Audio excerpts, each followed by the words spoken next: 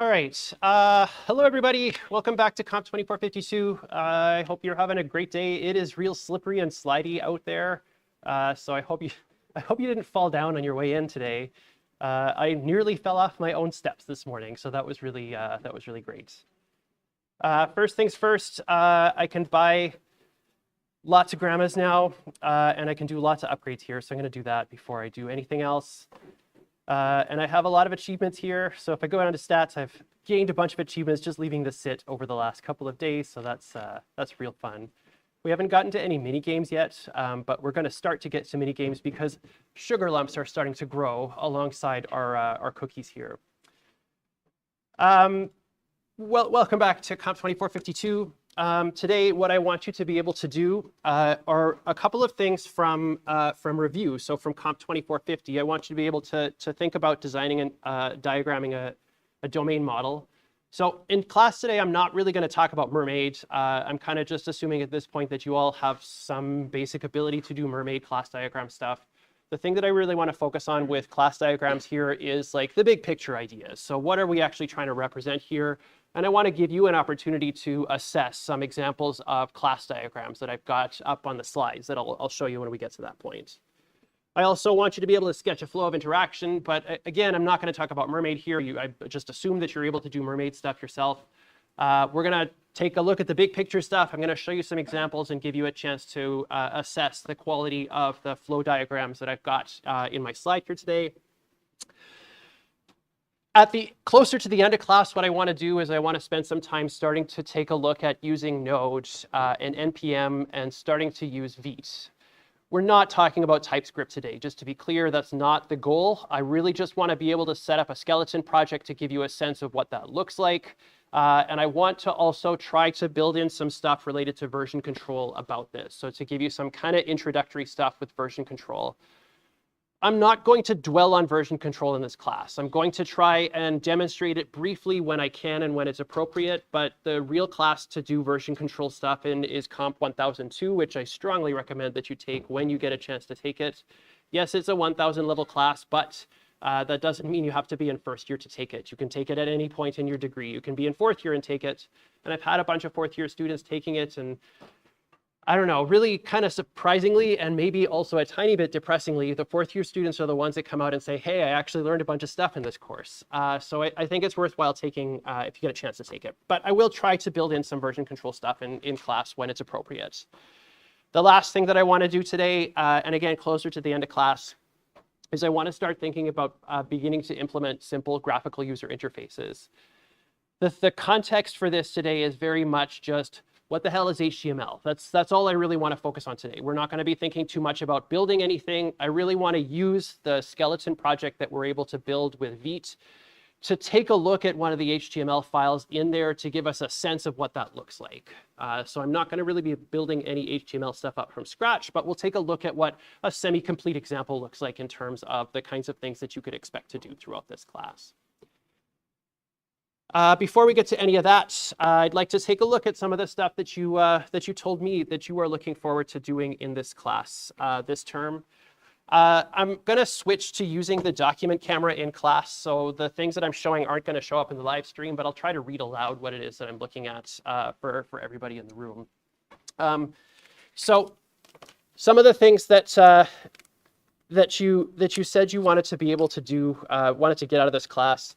There's a lot of variety. There was lots of stuff that was related to things like wanting to do a little bit more with architecture. So wanting to think more high level about the kinds of architectures and sort of like comparing and contrasting different architectures with each other.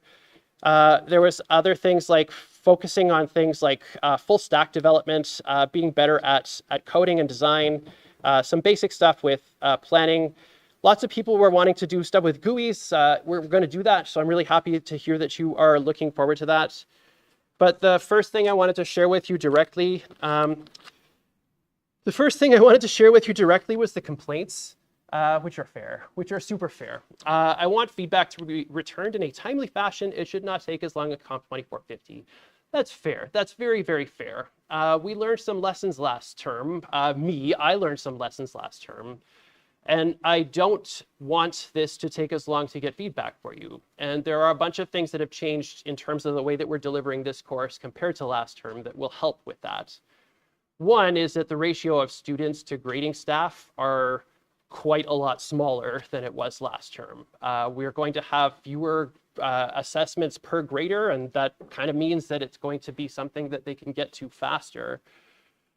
If you've noticed, looking at the kind of breakup of the project itself, I've tried to make the deliverables that you're giving to us much smaller than they were before. So the grading time that actually takes to look at this thing is going to take less time.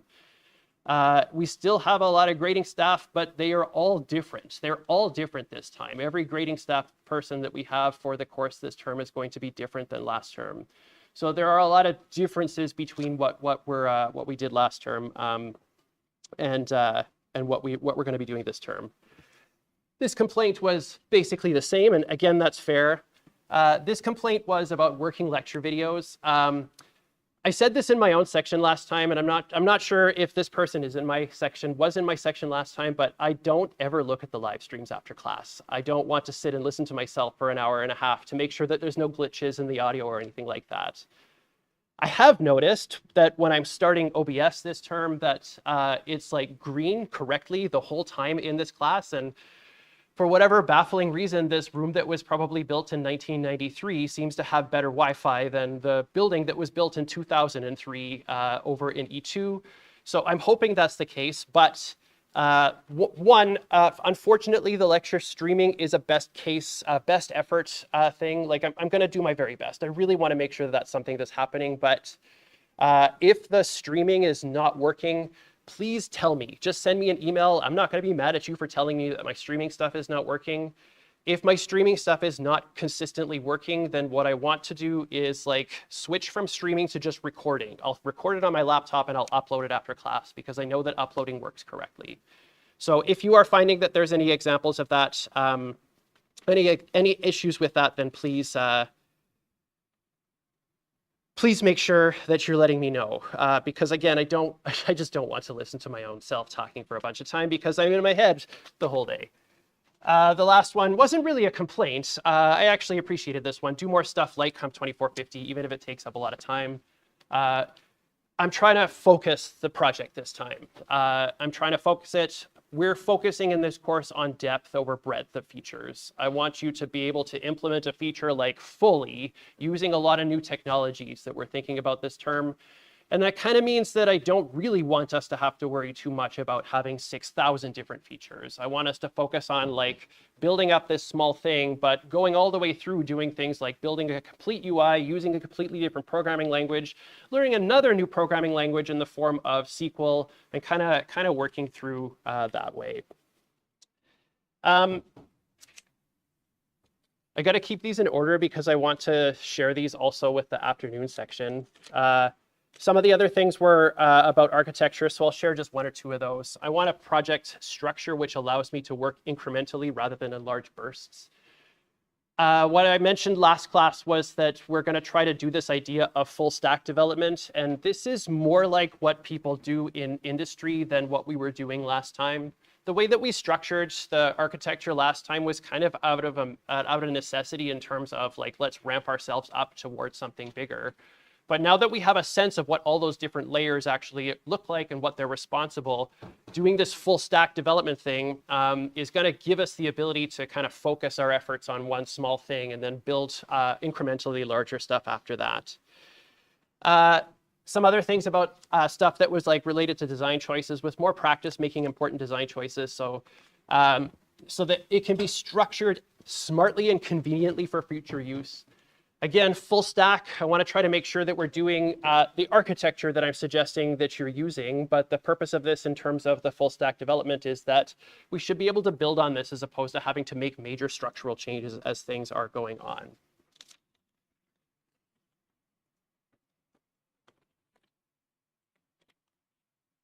As always, there were lots of people that wanted some good grades. This person wants to get an A. This person just wants to get good grades. This person is more enthusiastic and wants to get an A+. And this person wants to learn to code in TypeScript and HTML and get an A. And they wrote a happy face on theirs instead of just a line face. So I like that. There were some full stack comments. I'm going to skip over those ones. I like this person writing continuing here as if they're mocking me when I say continuing with the learning outcomes. But I like that to feel more confident about my decision related to design and implementation for a larger project. This was a really common theme that showed up, feeling more confident. I mentioned this last term, kind of closer to the beginning of the term, but this idea of imposter syndrome. You know, we're sitting in a room where there's a bunch of people that have had lots of different experiences from us. And I gotta be honest, like when I look out at you people and when I see the kinds of work that you're putting together and the kinds of tools that you're using, sometimes that gives me imposter syndrome. Like, how can I possibly keep up with everybody that's in this room with all the new stuff that they're trying to do? I want to make sure that everybody knows, like, we all suck. We're all really terrible at this stuff, but we're all getting better. And I think that's really important to keep in mind, is that no matter how much better somebody else seems to be than you, they're also often struggling in some other area, even if they may be better than you at this other thing. So to feel more confident, I really hope that that's something that gets accomplished throughout the term, just in terms of you being able to do stuff related to the work that we're doing in this course. There were lots of people that wanted to learn new things, so I'll show just this one, learning how to use SQL in databases. The context that we're going to be doing that in this term, and we will do that, is going to be basically fully contained to the web browser, as opposed to using like remote connections and stuff like that. We're doing a local first software development in this course, but we will get the opportunity to do that. There were lots of people that wanted to do GUI stuff. So this person here writes they want to have a personal website to put on their portfolio. I think that's a pretty good thing to have. And then the last thing I'm going to share with you are the ones that I wrote funny question mark on. What I thought was funny about this one is I am looking forward to not using Java, not Java, sorry. Do you all hate Java that much? Do you? Do you? No, some people are saying no. Lots of people are saying no. And everyone else is politely not shaking their head. Yes. I like this one because of the, the self-deprecating humor here. I want to pass and live happily ever after. Crossed out. I want to learn a lot about software development. More memes in the slides. I don't plan to stop doing that, but I won't add more. I'm going to keep them to the end of the class. I also want to walk back what I said about some of you being terrible artists. Some of you are actually pretty good artists. This person wrote about software planning. Some of you are actually like okay artists, and some of you are actually just really terrible artists. Some of you are exceptionally good artists. Like, I don't know who drew that, but like kudos, big thumbs up. That is awesome. And then there's like this pattern over here, which is, it doesn't really mean anything to me, but that's kind of awesome. This person is telling me that CSS is cool and they're going to prove it with their project, and I think that is awesome. I don't know what exactly that says, clicky po cookie, but yeah, absolutely. We will continue to click cookies in this class. This was a little sad, just be over it already. But again, there's more happy things here. This person wants us to get 97% cookie clicker achievements by the end of the term. I would love for that to happen, but it's not going to happen. There are way too many cookie clicker achievements for us to actually accomplish here. And then the last one that I want to share with you here is Walter, an anthropomorphized Walter holding a cookie in his hand, and I like that a lot. So thank you all for sharing that with me. I appreciate it. The complaints are valid. I don't want to ignore those complaints. I think those are valid complaints, but I hope that what I have been able to tell you today about the structure of the course and the things that are kind of going on in the background will help give you some confidence that we're going to do a little bit better this time. All right, so what I want to do now is spend a little bit of time thinking about the review stuff that we have from Comp 2450. So when we were talking at the very beginning of Comp 2450 about software development, the first thing that we focused on was this idea of domain modeling. When we were doing domain modeling, the things that we were really focusing on here were trying to get some abstract representation of the properties, behaviors, and relationships between the things that you have in the domain. And when we started working on this, the big goal for this ultimately was, I want us as software people, as technical people, to be able to have some ability to communicate with the actual people that are using our software. So I want to be able to have some common language that I'm able to use to communicate with those people. But I also want to have some technical sense of what the structure of this is going to look like as I proceed with the implementation of this. So when we were doing domain modeling, we were building up class diagrams that had things like the properties, behaviors, and relationships between these major things that we have in that problem space. As we proceed in this course, I want to remind us of these software design philosophies. You ain't going to need it, and keep it sweet and simple. When you are thinking about doing domain modeling, the domain that I have given you for the project for this course so far is so much smaller than what I asked you to do at the beginning of the term last time. It is significantly smaller because we will build it up throughout the term, but I want us to focus on just these core ideas that we have for the things that we actually want to be able to accomplish. So as we're doing domain modeling, these design philosophies are something that we really want to keep in our heads and make sure that, do I actually have to put this thing in here that I'm putting in here right now, or is it not even in the problem space that I'm currently thinking about? I want to introduce a new term to you. The new term that I want to introduce to you is this thing called MVP. This is minimum viable product. This is an idea that comes in terms of engineering, so like building actual physical stuff, but also in terms of software design. And the idea with minimum viable product is, I want to build something that demonstrates the core idea of what I'm doing, even if it misses lots and lots and lots of details. There's some really small kernel, some really small part, some atomic idea that I want to get across with this software, or I want to include in this software.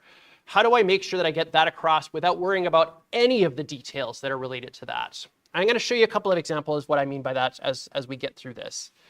So the things that we're including in a domain model class diagram, these are things like the classes that are representing the main abstract ideas for the system that you're ultimately trying to implement. One thing that you can think about when you're searching for what these classes should be in the domain that you've been given are, these are the nouns in the thing that you have and in the problems that you've got in the system that's being described to you. These are the words that you'll use to communicate with these non-technical people that represent the major ideas of the thing that you've got here, the nouns. On top of those nouns, we're also going to model the properties for these classes. So in terms of thinking about words that we use to describe classes and objects, this is the has-a relationship. We want to think about all of the different properties that each of these different nouns will have. So what does this noun have as an attribute? That's something that we would want to keep track of as part of this. On top of those has-a things, on top of each of those attributes, we want to have class invariants. And these class invariants should comprehensively describe the valid values for the state of this object. So I want to make sure that I'm encoding in this class invariant what are the valid possible values so that as this is being used in my software, I can guarantee that it's always going to be in a valid state. We want to include things like behaviors for the classes, so the verbs that these nouns will be doing to themselves. When we're thinking about the behaviors and the methods that we're including in our class diagrams, these are things that are meant to be acting on the properties that are in this class itself. So when we want to think about these classes, we want to make sure that that single responsibility principle is satisfied in that the behaviors are actually acting only on the internal properties of the class that we're putting together. And then finally, we've got this idea of relationships between classes. So this is modeling those ideas of composite and aggregate. So this is where we're representing the ownership between instances of different classes. So this class has ownership of this other class in terms of the relationship that they have. And that means things like when this one goes out of scope, all of the other ones go out of scope. Last term, we used this to inform some of the persistence decisions that we were making, and we will continue to do that in this course when we get to the new kind of persistence that we're using. This will help inform us about the kind of relationships that we're going to be modeling in the persistence implementation that we're working with. So this is an example of a class diagram This is just a really high-level example of a class diagram that represents different kind of ideas here. We've got three classes, A, B, and C. The class A has two properties as part of it. One of them is going to be some collection of another class B, and then one single instance of a class C. We have two different kinds of relationships here. So this is aggregate, where we have this empty diamond, and this is composite, where we have this full diamond or filled diamond. The idea here is we're trying to say that that instance of A, when we create an instance of A, has ownership of the instances of B that are in that collection. So it is going to be responsible for kind of keeping track of, I guess, when we're doing persistence, we're going to have these instances as part of that. When A goes out of scope, we're just assuming that the corresponding instances of B go out of scope. There's also behaviors attached to this. I'll come to you in just a second. There's behaviors attached to this. So we've got some methods here that represent these things. And then we've got these class invariants marked as notes. So we're saying things like number value here. This is a number in TypeScript, and that value must be greater than or equal to 0. And as we're going through this, we want to try and make sure that we're comprehensively describing these things. Yeah. So are we expected to use technical names for the types? That's a great question. The question is, are we expected to use technical terms for the types? And yeah, we're going to start this time using technical terms right away. Where we started with non-technical terms in Comp 2450, the purpose of that was really to give you an opportunity to start thinking about design by contract without talking about design by contract first. So when we were saying things like using those terms positive number to describe this value, ultimately what we did was transfer that into our class invariants for those different things. So when we're starting in this term, I would expect you to use technical terms immediately for the things that you're describing.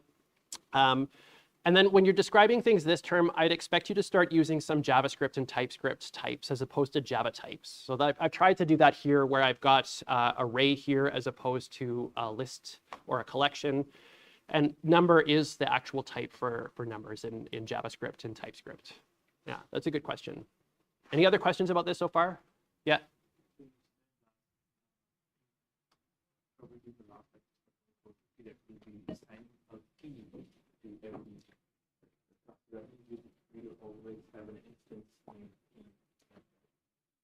So the question is, last time in Comp 2450, I talked about this idea of a unique identifier. And the word that can be used to describe that is a key yes. In terms of the stuff that we're doing right now in this class, we're not doing that yet. This is something that we're definitely going to be adding as we get to thinking about persistence and relational databases. But that doesn't universally mean that we will be adding a key value or key type to our classes. We'll talk about that when we get there, but there may be properties on these classes that themselves are intended to be unique, and we don't necessarily have to add a key for that. Yeah, that's a good question, though. Thank you. Any other questions? Are we okay? All right. Okay, awesome. So what I want to do is I want to give you an example, and I want to give you like 30 seconds to start just thinking about it. If you have a piece of paper in front of you or an iPad or something and you can draw, awesome. Get started drawing this if you want to. But I want you to start thinking about this example. And what I'm going to do is I'm going to show you some class diagrams that represent these ideas. And I'm going to ask you a Mentimeter to assess these class diagrams that I've got here. So I'll read this aloud to you. Despite bad practices of teaching, I'm going to read it aloud to you because I want it to be like story time with Franklin. To give you some context here, Pokemon, if you're not familiar with Pokemon, this is a game where you send a child out. You are behaving as a child, a 10-year-old child, I believe, and you're just like going out into the world. You're capturing these little wild monsters, and you're pitting them against each other with other trainers who often are just like random adults standing around waiting for people to come and have battles with you. Pokemon is a game where you have these monsters, pocket monsters, and the idea is that you're trying to be the best, the very best, like no one ever was. We're trying to go through this process of having these two different monsters attack each other. And then ultimately, the way that the battle is scored is that one of these Pokemon will faint. Pokemon don't ever die. They just faint, but then they're not usable anymore. So you have to kind of stop the battle at that point. So I'm going to give you this specific statement. The statement here is that trainers can battle their Pokemon against each other by having them take turns attacking one another until one of them faints. Attack reduces hit points. A Pokemon faints when it has no hit points, and I've got in brackets here HP left. Its hit points become 0. I'm going to give you about 30 seconds to just think about this. So think about this idea. You can start drawing if you want to. But while you're doing that, I really want you to keep in mind these ideas of keep it sweet and simple. You ain't going to need it. And minimum viable product. What is the smallest thing that you can build to represent the core of the idea that's in this statement? So take about 30 seconds to think about this, start drawing. And while you're doing that, I'm going to start my Mentimeter slide here.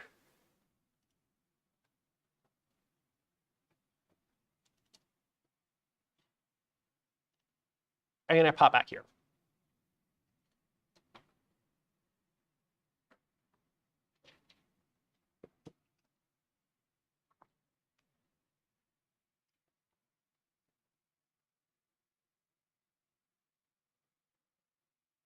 OK, all right.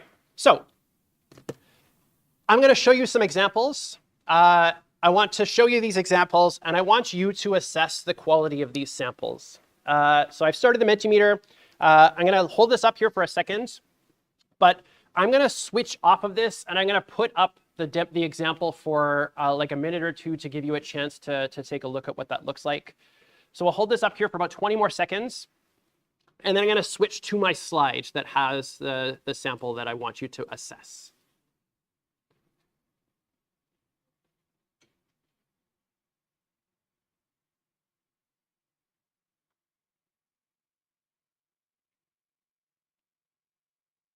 OK.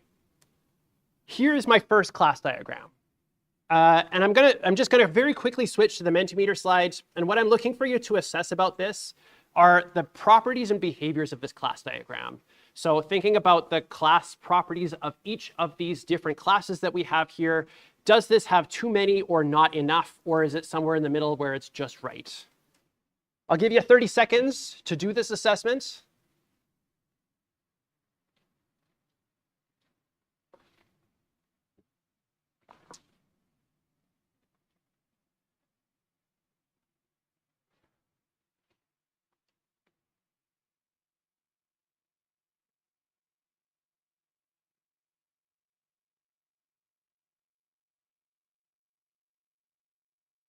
OK, about 5 more seconds. OK, I'm going to pop back over to the Mentimeter here, and I'm going to reveal what we've said about this. So what we've got here is that our Pokemon class, at least in terms of the big bulge, it's about right.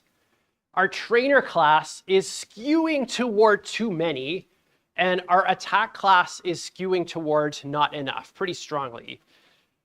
I think that's pretty fair in that the attack class has 0 properties and behaviors defined for it. It's just a class that doesn't have anything in it.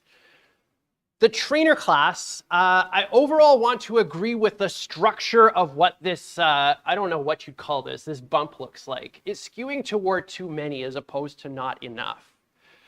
I want to pop back to the class diagram here. And I want to take a look at what we've got for trainer. We've got a name, we've got a number for money, and then we have a team of Pokemon that are attached to this. I'm going to go back to the statement that we have here. Our statement was, trainers can battle their Pokemon. One of the things that's not in here is that trainers don't have a name. It's just this thing that's there. It's a concept. It's an idea that represents something. I know that, forgive me, I know that lots of us know what Pokemon actually is, and we played Pokemon, and we know that trainers have names and stuff, but in the statement that we have here, our trainer is just a thing. It doesn't have a name, and while we know, forgive me, for people who know Pokemon and are just like, I'm thinking about Pokemon right now, and now I've got the Pokemon like Game Boy theme song just playing in my head as we're standing up here.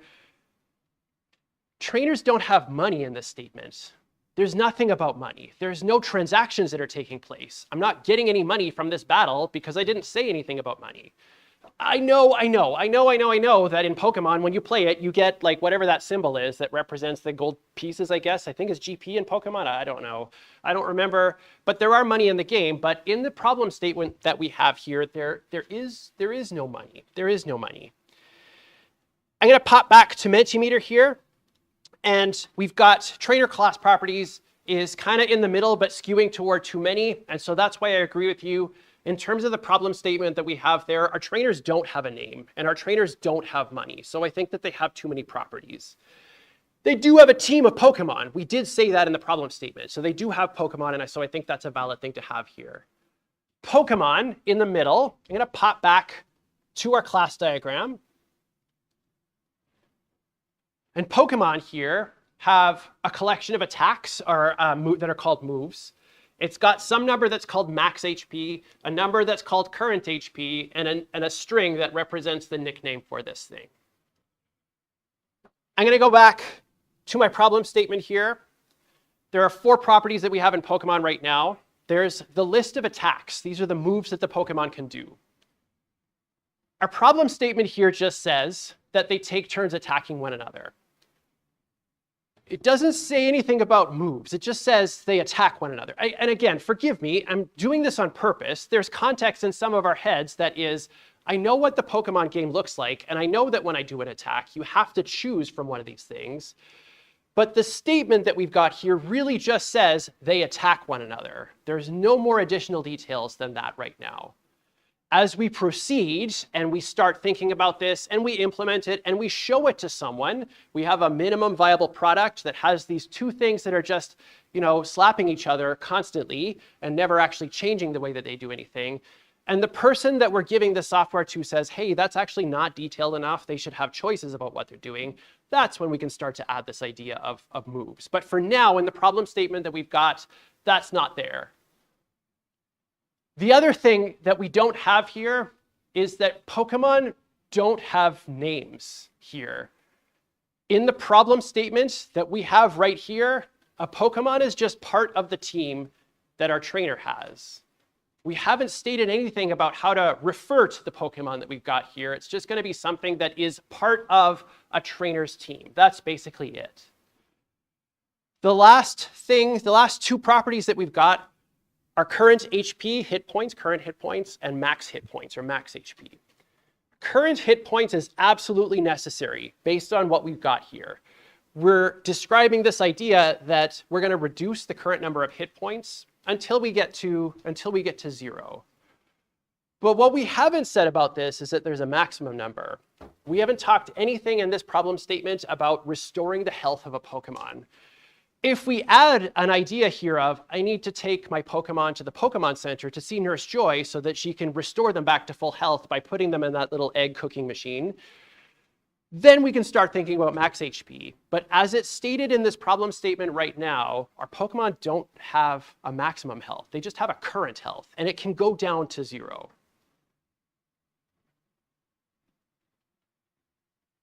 Okay? Okay.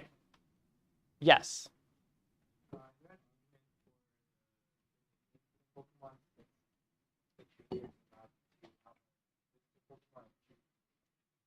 So the question is there an argument to have a nickname for Pokemon because there's a list that the trainer has and they'd want to be able to choose one? Maybe if our problem statement said we should be able to pick the Pokemon that we're going to battle. As it's stated right here, it's just some arbitrary Pokemon shows up. Maybe it's the first one that you have in your team that's completely unidentifiable because the only property that it has is the current HP for what it's got. Okay, yeah. Of course. So for this one, can you have a current state of Pokemon that it says if they are fainted? Can we have a current state of Pokemon that says whether they're fainted or not? So can we have something like an enumeration of possible values of the state to describe this Pokemon as being fainted? I'm going to say maybe, but skewing toward no, because our problem statement says that they're fainted when their HP becomes 0. Yeah. Yeah. In the problem description, it kind of just says their Pokemon. Do we need to think about it all with our trainer class, whether we're including a list or whether we're just like one single Pokemon, does that matter for the ag and business? So that's a fair question. The question is really about this tiny phrase here, their Pokemon. The question is, I think, so correct me if I'm misunderstanding, but the question is, could this just be a Pokemon single instance of this as opposed to an array of Pokemon? I think that's actually a fair change to this. It doesn't explicitly state that there's more than one Pokemon that they have on their team.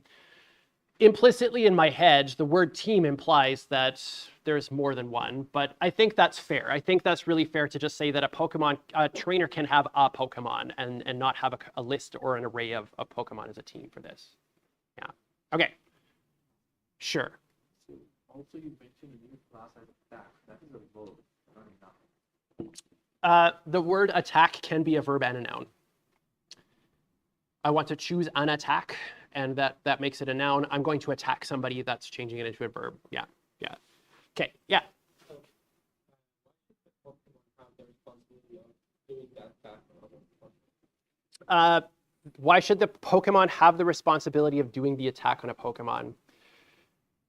The reason that the Pokemon would want to have this, at least in the long term, and I want to go back to Mentimeter for a moment here, but in the long term, we'd want to make sure that the Pokemon knows about which attacks it has so that it can choose which one is going to be applied, and it's going to be the one that has the responsibility of changing the health. We want to kind of constrain that into our domain model. Yeah.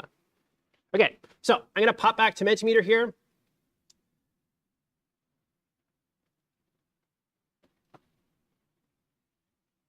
And oh no, I've already told you this. We've already talked about that. That's okay. So you can choose more than one here.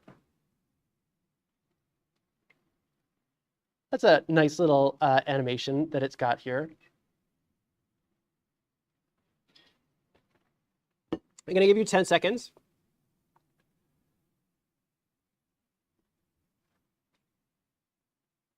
Okay. Okay, awesome. Good. Yeah, lots of people are picking current HP. Great.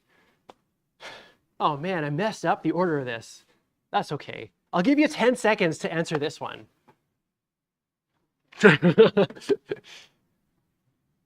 Okay, good. Everybody picked team. Awesome. Thank you all for playing along with this. And then here is me telling myself I need to go back to the slides. Okay, so let's go back to the slides here. So here's the next one. I'm not going to ask you to assess this one, but for me, this represents the minimum viable product. This represents keeping it simple. This represents you ain't going to need it. The question over here about could we just have this be a single instance of Pokemon as opposed to an array? Yes, that's absolutely fair. I think that would be a reasonable change to this to even make it more minimal than we currently have it based on the problem statement that we have right now. But in this class diagram, I don't even have an attack class anymore. I don't have a representation of this idea that there can be multiple kinds of attacks. When we're thinking about the problems that we've got in the project statements, you're going to have a lot of contextual knowledge. And that's fair. You have a lot of contextual knowledge. And I'm unfortunately maybe giving one more than the other contextual knowledge in that I've got Cookie Clicker open on my screen here, and I'm playing it every once in a while. You have some contextual knowledge about what this thing is, but what I'd like you to think about when you're working on building up your class diagram for your projects for this term is keeping it as simple as possible to just represent the core ideas of the minimum thing that you need to do this. Are there any other questions about class diagrams before we move to flow diagrams?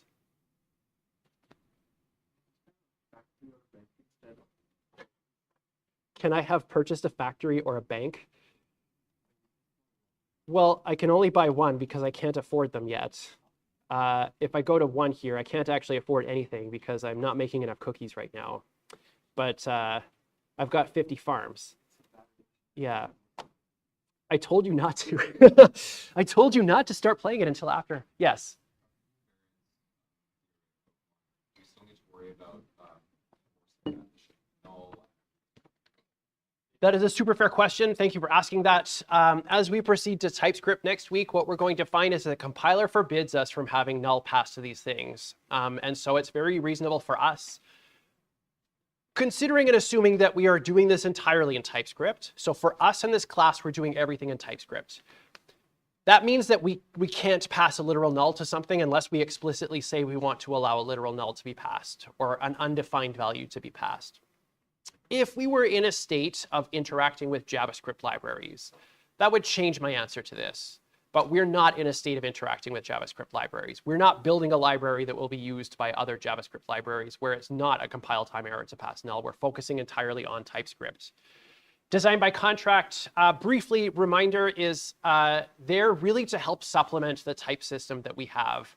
The type system in Java cannot express that passing null to something is a compile time error, but the type system in TypeScript can express that passing null is a compile time error.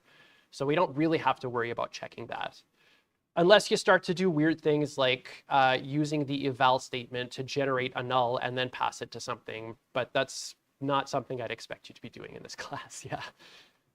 Any other questions? Yeah.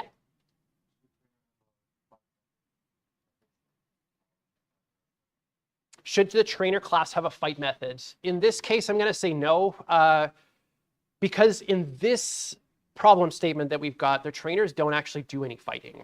The trainers are really just there to have Pokemon. That's the only purpose of a trainer in this context. I think in Pokemon Z and A, I don't know how it's pronounced, but I think that the trainers can actually get hurt now. Question mark. My kid's playing the game and it's like a real-time game and it's not a turn-based, and I'm really upset about that. But no, I wouldn't put a fight method on this trainer class. Yes. I'm assuming it's the logic responsibility to switch the term, right? That's a fair question. The question is the logic's responsibility to change the turn. The logic is going to change in terms of the structure of what we have for this thing. The logic really doesn't exist in our model view controller structure, which we haven't talked about yet, so that's fair. In terms of what we were thinking about last term with the tiers approach, yeah, that's where that would be, and it wouldn't really belong in our class diagram because of that, because it's part of our logic layer. Yeah. Did you have a question still? Yeah. Okay. The problem description says like trainers battle one another, and it's Yes. so you're saying that in an N tier, whatever, don't exist in a logic layer, but in the model view controller, the logic layer exists. I'm wondering when and where we would represent that idea of a battle. So as it's stated right now, and in terms of the stuff that you know about right now, we haven't talked about model view controller yet. You're very right to start thinking that we would want to model this as part of our domain model. And that would be part of our domain model. But in terms of what we have talked about in this class in the last, gosh, I don't know, like 100 minutes, you don't know that yet. And so I would expect for us right now that this would be what we would represent for these ideas. As we get to MVC, then yes, maybe you would start including things like having a battle object that represents what that is. But for now, in the context of you've just finished end tier and layered approach, this is what I would want to have for a class diagram for this thing. Okay, awesome. All right, so let's switch topics here. Let's start to think about flows of interaction. The really big goal that we had with flows of interaction was we wanted to describe to someone or how somebody would interact with the software that we are building, or how we would accomplish a task in our software.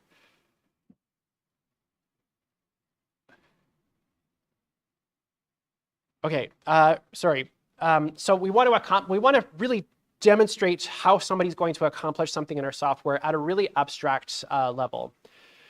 What we wanted to include in our flow diagrams was we wanted to represent kind of the places where we're going to get input and what inputs we're actually going to get from the person that's using our software. So how are they going to interact with it? What are they providing to us so that we can start to think about what our system is going to do, but at a really, really high level. What is the processing that's going to happen as part of the response to here are the inputs to this thing that we're working with? And what does our processing, what does our system then provide back as outputs to the person that's using our software? When we were thinking about this, this might have been, this is a message that shows up on the screen that will eventually be showed to this person, but it also might be, this is the object that gets created and is used to represent the next thing where we're going to ask this person for some kinds of input. When we're building these flows of interaction, the goal here is to try to represent something that's not any specific user interface. So we really do not want to think about this is what it's going to look like in a text-based interaction versus a graphical interaction. When we're representing these things, we want to have these kinds of steps that represent these big ideas, but we don't want to think too much about the actual underlying implementation or structure of this. So what I've got here is an example that has some input subtasks. It's got a processing subtask, and it represents the happy path that describes how we would go from here to there in terms of what we want this person to do and the kinds of errors that they can expect to see. So if we're thinking about something like a sign-in system, we've got this starting subtask, and our starting subtask is where we're going to be getting inputs from somebody. This is where they're going to be providing with some kind of input to represent the thing that they're trying to accomplish. In this case, the inputs that were being provided are our username and passwords. And then we've got this processing subtask, this diamond shape that represents internally our system is going to do something ultimately to try to respond to the inputs that have been provided to us. When we're signing in, we're trying to make sure that we're able to find a user account that represents the username and password that have been provided to us as input. The two paths, the two outputs that we have here for this processing subtask is that we've either found the account with the credentials. This is our happy path. And if we find the account with the credentials, we're going to return that to something so that when we get to this ending subtask where we're not getting inputs anymore, we're just kind of saying, here it is. This is the thing that you asked for. It's able to use that object to represent on the screen or on the display what we want to show the person that's using our software. And then alternatively, here is our unhappy path or our error state. We've tried to find something with those credentials, but we weren't able to find the thing that you were looking for or the thing that you entered here. So we've got starting and ending subtasks here. We've got our processing subtask. There's also can be internal input subtasks where we don't have that double rectangle shape, where we might ask for more input. But for this system right here, we've just got these three little states. Everybody okay with this so far? Okay, awesome. Here's an example. So I've got a problem statement here that is, I want to be able to make a new user account. I want to be able to make a new user account with a username and a password. I've got some constraints. The usernames must be email addresses. They have to be formatted as email addresses. Passwords have to have some complexity requirement. So we got to have constraints that are things like, it's got to be 10 characters long. It has to have an uppercase and lowercase letter. It's got a number, but it doesn't really matter what the constraints are. It just has some constraints. There's some kind of complexity constraint on this thing. And we can't make multiple accounts with the same email address. So I want you to take 30 seconds, think about it, or begin to draw this out, what you think this flow of interaction might look like. And then we're going to do the same exercise here. I'm going to show you a couple. I'm going to show you one and ask you to assess the quality of this thing.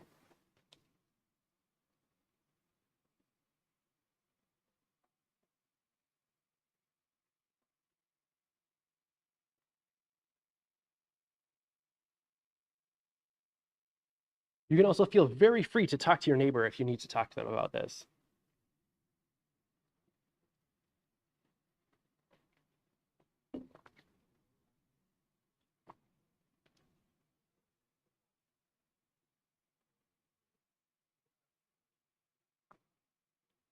Okay. I am going to show this QR code again, but it's the same Mentimeter. So if you're currently connected, awesome. If you disconnected, you can rejoin with this. I'll hold this up for 10 seconds.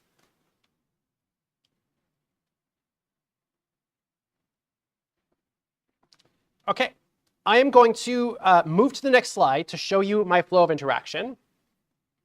I'm going to open this in a new tab so that we can actually see it in a little bit more detail than what we're able to see on my slide. Is that big enough for you at the back? Thumbs up, thumbs down. I'm seeing some thumbs up and some shaky hands.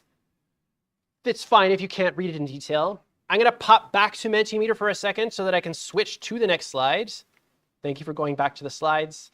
And what I'm starting to ask you are questions about this flow diagram. So I'm going to pop back to here. I'm going to leave you with Mentimeter on your screen. I'll give you 10 seconds to answer this first question. And the first question is about granularity of this. So having too many or too few input or processing subtasks.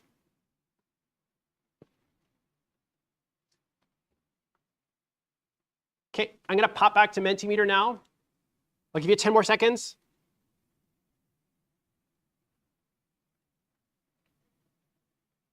All right, I'm going to show responses here. Awesome, good. Yeah. I super agree with you. This really doesn't have the right number of subtasks for the problem statement that we've got here. So the number of subtasks that we have in this is probably too high. And there are some things that I want to point at and start to think about. This probably represents a specific UI as opposed to thinking about this in terms of just general, I'm going to get inputs from somebody. The big thing that jumps out to me that represents that this is representing, that shows that this is representing a specific user interface is this, where we have these two separate input subtasks here that represent getting the username and then separately getting the password. So doing multiple steps to get inputs that really can be just put into one processing subtask itself. So my idea here would be really to take these two things and kind of merge them together into one. Get input credentials and then pass those to some kind of login step. I'm going to pop back to Mentimeter here, and I'm going to go back to this in a second. My next question is, do the inputs and outputs clearly represent what each subtask provides as an input or as an output? I'll give you 10 seconds to answer this question.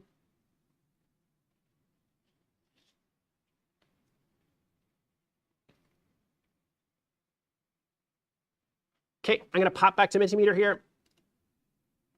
I'm going to show responses. All right, well, this is a pretty uniform distribution. OK, this is pretty uniform. I'm going to say that in this diagram, it doesn't really clearly always show what the inputs and outputs are. I'm going to go back here. This here, get username, it says it provides the username. Sure, yes, absolutely. I think that does very clearly say what the input and output is for this. Now we've got this question, valid username, and the outputs that are being provided from this are yes and no. I'm going to say that yes and no don't really describe what the outputs are here. If we want to have this separate state of get a username and then get a password as just two distinct and discrete steps, fair enough. If we want to make that decision, I still don't think that's the right thing to do. But if we wanted to make that, the output from this would more meaningfully be, I'm going to change some internal state that says this is the username. So I want to say this is the username that has been provided that is valid. It is a valid username. If the answer is no, then I think the output here should really say not just no, but invalid username. Some error message that would really clearly represent this is the reason why this is invalid. If we go back to the problem statement, I'm not going to pop back there yet, but if we go back to that problem statement, there are one or two different reasons why we might not have a valid username. So an email address was one requirement. It has to be an email address. And the other requirement is that there can't be duplicates. There's multiple reasons why we can't have, we may have an invalid username. So just putting no here doesn't meaningfully represent what those different states are. The last part here, I'm going to poke at this one here, validate password. Doesn't meet requirements. I think that is a reasonable output, but providing the password to the create account doesn't clearly show me what is actually being provided to the create account step here. So what is actually being provided to the create account step is going to be a username and a password. The output from the create account, it might be a message that says created, but it's also probably going to be the user account that got created so that we can show information about this user account that we have on the screen that we're starting to think about here. I'm going to do one more thing here for questions. And the question is thinking about this flow diagram. Does it represent both the happy and error paths? I'll go back to this flow diagram and I'll zoom out so you can see the whole thing again. And I'll give you 10 seconds to answer this question.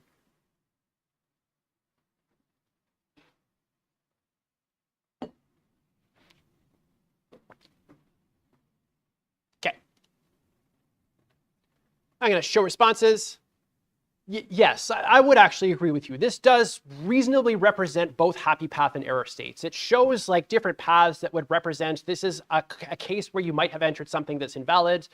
I don't think it gives us the right amount of detail in terms of what the outputs are that are being provided there, but it does show that there are different places where we're going to have these error paths.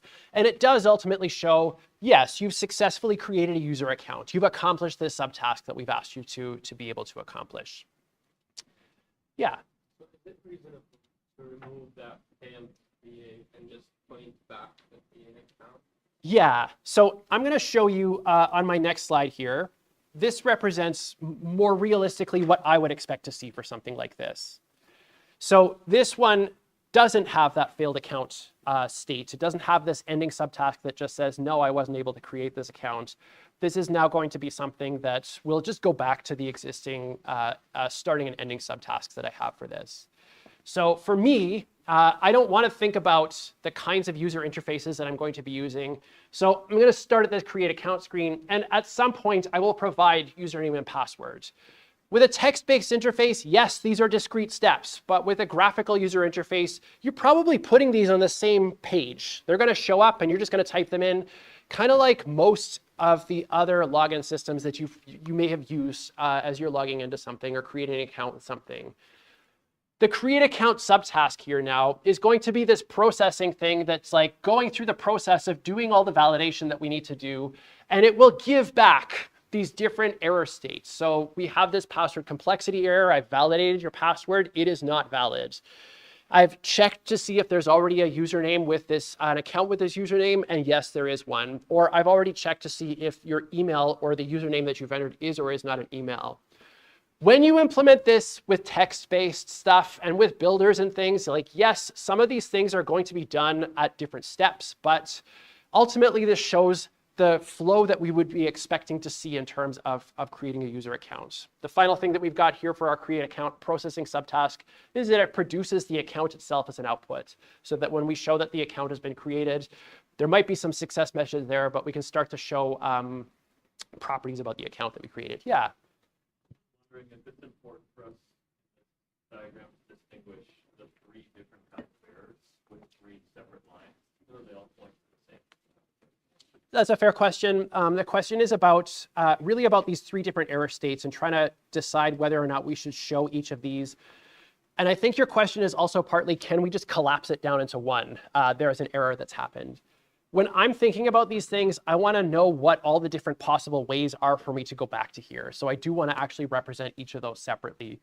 Having it just say error is not enough for me to describe to my parents like what might happen, because then I'd have to verbally explain to them what's going to be the error states they're going to see. Yeah. So if it says that if it's a valid username, then go to the password, it will have a separate after verifying the username. So like this one here, yes. I would say that you can still physically have that structure if you want to, but it kind of goes to this create account processing subtask. Like there might be more detail inside of that username and password line that we have here in terms of your actual implementation. But for me, that's going to start targeting something that's a little bit more like representing the text-based interaction that you've got. So when you do click the create account button on a GUI that has two fields here, there might be a step that is checked to see if there's a duplicate username. But from my perspective as a person that's using this software, I just clicked the button and there's stuff that happens. And then I get output from that.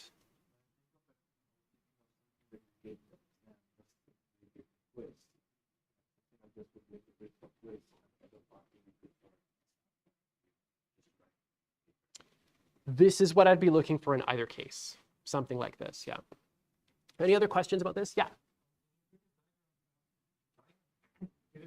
Like any alternative. So the environment is an if statement. Doesn't it make sense to have like the two outcomes from the diamond? The diamond is not necessarily an if statement. When we're talking about flowcharts and the actual symbol that shows up there, the literal flowchart symbol is that this is a decision, I think. That's what it's stated in like flowchart terminology. For us, we're thinking about this as our system is doing something as response to user input. A lot of times that is a question, like has something actually successfully happened? But it can also be the case that something is happening underneath. I've clicked this button, but there's no errors. There's no way for me to have an error, so I'm just going to proceed to the next part. Something will have happened internally, but I just go to the next thing without there being errors. All right, okay, so the last thing I want to say about flow diagrams here is, yeah, now we're starting to think about user inputs in the form of GUIs. I'm asking you to start thinking about this. And when you're building up your flow diagrams for the problems that I've asked you to do with the tasks in the projects, you should be starting to think about clicking on stuff, because we're talking about GUIs now. Where we were doing a lot of text-based input before, now we're thinking about clicking on things. We're still typing stuff in some cases, maybe, but we're clicking on stuff now. So how does a click provide an input? With forms, this is more like what we did before, where we have these text fields that show up on our page. Clicking the button, clicking the submit button is going to be basically the inputs that are being provided by this are the fields that I've entered. So username and password, that's what I'm starting to think about here. There's a button I'm clicking, but I'm providing as input this username and password. The other case where we've got something like this, the input that we're providing here is the thing that we clicked on. So the example that I have for this kind of goes way back to Comp 2450 when we were starting to think about modeling this battle interaction screen. With the inputs that we had, yes, while we were using our arrows and our A button to choose things, we were effectively clicking on buttons. The input that was being provided by some of these buttons were what the label was. So attack, run, Pokemon, or item. These were the labels of the things that we were clicking on here. In other cases, the input that's being provided was, it might not be some predefined set of 4 possible values that there can only ever be 4 possible values. When we were selecting from a move, these are the moves that you can choose from to be able to attack the other Pokemon.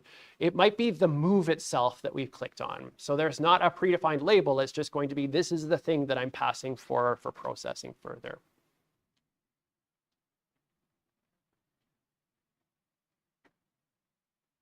Does anybody have any questions before we move on? Because we're going to switch topics completely here.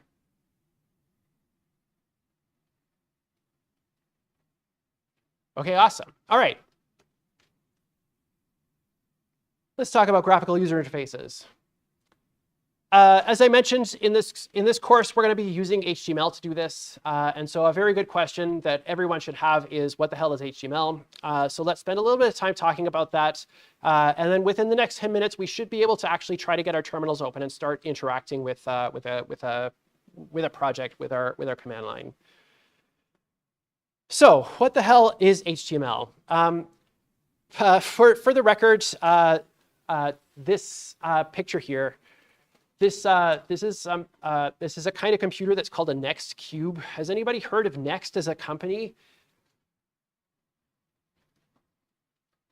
Okay, so some lore here, I guess. Steve Jobs famously founded Apple Computers with Steve Wozniak. And then I think in 1990, something like that, Steve Jobs got basically kicked out of Apple. I don't want to talk ill of the dead, but Steve Jobs was apparently a giant asshole. He got a lot of stuff done, but he was a real giant asshole. Anyway, when he got kicked out of Apple, Steve Jobs actually started a couple of different companies. One of them is still around, or he was involved in the creation of this company. One of them that is still around is Pixar. Apple owns a huge stake in Pixar because of Steve Jobs. But the other thing that Steve Jobs started is this company called Next. And Next was this company that built computers that are really highly coveted today. They built computers and they built software that was kind of like, at that time, object orientation was this brand new thing, and it was pushing this idea of this thing called web objects. Tim Berners-Lee was somebody that was working at a university, I think, in France. And what he did was make this thing called the Hypertext Transfer Protocol, HTTP, and Hypertext Markup Language, HTML. HTML stands for the hypertext markup language. This is a structural language that adds meaning to plain text. This is not a programming language. This is something that really just is adding additional metadata to what is otherwise already plain text. The way that we add metadata or meaning to our plain text is to use these things that are called tags or elements. And the tags themselves are hierarchical in structure. This is a tree structure. This is not a graph. Do we all know the differences between trees and graphs just before I just like step over that statement and not say it? Yes, thumbs up if we do. Okay, is this a tree or a graph? This is a weird question. Is it a tree or a graph if all the corners are nodes and my fingers are edges? It's a graph. Okay, yes, this is a graph. This is a tree. Yes, yes, okay. This is a tree structure that we're doing here. It's not a graph. Let's start taking a look at an HTML document so that we can get a sense of what this looks like.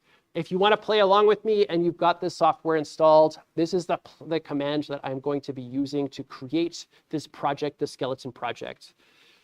So I'm going to pop over to my terminal now. Is this big enough at the back for you to see okay? Yes? Okay, awesome. So the command that I'm going to use here is using npm. npm is the node package manager. This is the package management and build tool that we're going to be using this term. We're likely not going to be interacting with npm too much. We will at certain points throughout the term, kind of in the same way that we interacted with Maven a little bit throughout the term last time. This is something that we don't often use directly.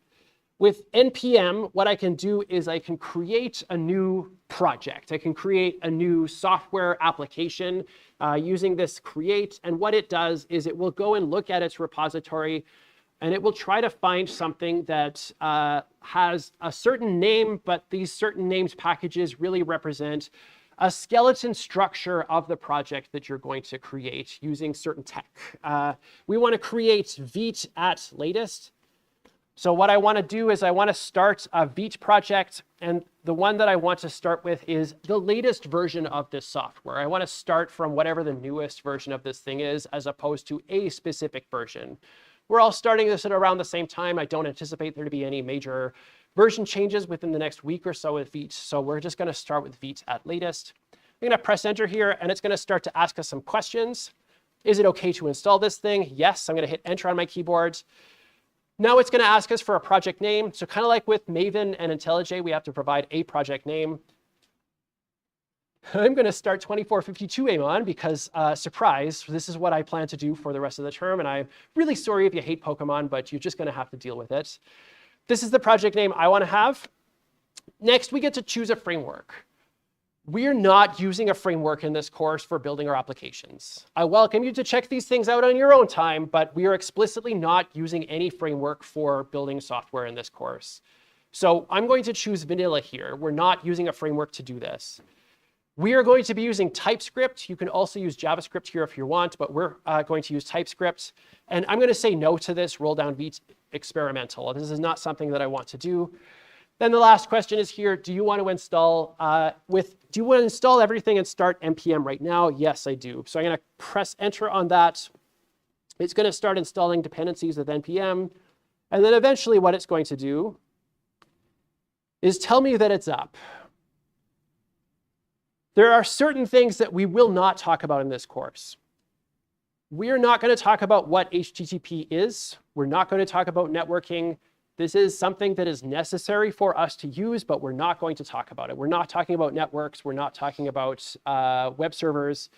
But we have to use a web server. We don't really have to know that there's a web server, but we have to use a web server. This is going to be the address that we will type in to our web browser. This is maybe a link in your terminal, but I'm going to copy and paste this into my web browser. And what we've got is the skeleton project sitting in our web browser right now. I'm not going to look at this because I don't actually care about the skeleton project right now. Instead, I'm going to go back here and I'm going to hit Control-C on my keyboard to terminate this. So I want to stop this thing from running. I'm going to type ls here. This lists the contents of my directory. I'm going to change into this directory. and I'm going to list the contents of this. There's stuff here. Let's just pretend that there's nothing in this except for the thing that's called index.html. I'm going to use Vim for this to open up index.html. I welcome you to use whatever text editor you want. Again, you are very welcome to use VS Code if you want for this course, but I'm going to be using Vim and NeoVim and Lazy Vim for working on stuff. This is an HTML document. What we've got here are a hierarchically structured set of tags. Everything that is in between these angle brackets, this is a tag. This is something that represents metadata about this text that we're looking at. The first line here says that this is an HTML document. That's all that it says. It doesn't say anything else. We will never interact with this line. It just says this is an HTML document. Every HTML document that we're going to work with starts with the HTML tag and ends with a closing HTML tag. So start at the top, open tag doesn't have this / prefix. The bottom tag here closes it. This is the / that says this is the end of this tag structure. Within the HTML tag, there are a couple of major tags that we have. There's the header. This is going to be where there's metadata about the document. There's not going to be like stuff that you would ever likely see here except for this, which is the title. The title of this document lives within the header, which has metadata about the document. The title is what shows up on the tab when you have this thing open. The other major thing that's beneath the HTML tag is the body tag. This is the body of the document. This is where all of the actual stuff will start to appear. There are some tags that are meant to represent structure of the document, but don't actually have any meaningful presentation. They don't show up in any specific way. One of them is this div tag. This div tag really just says there's something here that can have content. So I can put content in between these tags. This tag now has some contents, but it won't really look any different because it shows up in a div tag. There are other tags like em. Em says, I want this to have emphasis. And my text editor here, you can see that it's italicized it because this text should have emphasis. These tags don't show up in your web browser. They're not going to show up and say that this is em. They just says this text is italicized for some reason. The other one here that's at the bottom here is a script tag. This represents either what follows or the content of this tag is going to be TypeScript or JavaScript code, or alternatively, the next part of a tag that we have here are the attributes. This says that the script tag has a source. This is going to be some other document. So this source main.ts, this is a TypeScript file. This is what is going to be the content of this tag. Tags and elements can be uniquely identifiable with his ID attribute. All tags can have an ID attribute, and all tags then can be uniquely identifiable using this tag, using this attribute. So this div has an ID of app. None of the other tags here have IDs, so this is the only one that we can really uniquely identify in this document. But we can do things like say em ID equals italicized, or some other unique ID that represents what this thing is supposed to be. Normally, IDs are meant to be that something that would uniquely and meaningfully represent the tag that you're trying to represent. But in this case, we are going to have just one thing that has an identifier tag on it, which is that div itself. All right. I'm going to remind you that the MDN documentation for HTML will give you a great deal more detail about HTML than I've just given you right now. I will tell you as much as I need to as we're working through things, but I'm not going to comprehensively go through every different element that there is in HTML because that would be overwhelming, and that's not what this course is about. So I welcome you to take a look at that when you get a chance. I'm going to quit out of this, and one very last thing I want to do, I realize we're out of time, but I would like to start a version control repository in this directory. So in this directory, I'm going to say git init. This will start a version control repository here.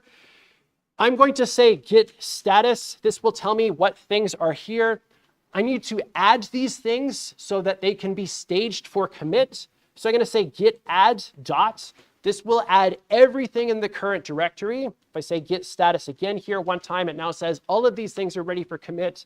I'm going to say git commit. I need to pass a message here that says first commit for this one. Messages here are going to be some meaningful description of what you've done with this thing. I'm going to commit this, and I'm done for now. Next class, we can maybe think about pushing this to somewhere just to give you some idea of that. But I will remind you again that the Tools and Techniques textbook describes this in a lot more than the 5 seconds I've just given you right now. So at this point, you should be able to remember some stuff from Comp 2450 with a little bit of extra new stuff from this course, and you should be able to have some vague, hazy idea of what HTML is in terms of implementing simple graphical user interfaces. That's it for today. Thank you all for your extra time, and I hope that you all have a great weekend, and I'll see you next week. Bye, everybody.